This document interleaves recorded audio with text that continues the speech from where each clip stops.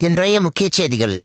எனிமிகளை யமலோகத்திற்கு அனுப்பாமல் விடவே கூடாது என்று மில்டா மாணிக்கமும் அவரது கூட்டாளிகளும் M249 எடுத்துக்கொண்டு கோதாவில் இறங்கியிருப்பது பிளேயர்களை பெரும் பீதியை ஏற்படுத்தியுள்ளது.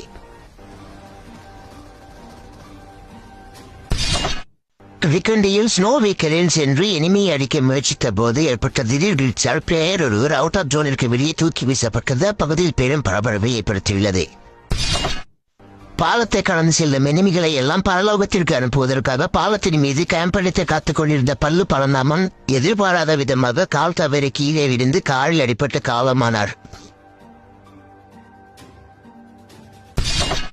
கடைசி ஜோனில் ஹெல்த் கிட் கூட போட முடியாமல் தண்ணீரில் மாட்டிக்கொண்டிருந்த தன் நண்பனை அலேக்காக ஹெலிகாப்டரில் தூக்கி சென்று புதிய சாதனையை படைத்துள்ளார் புலித்தி புருஷோத்தமன்.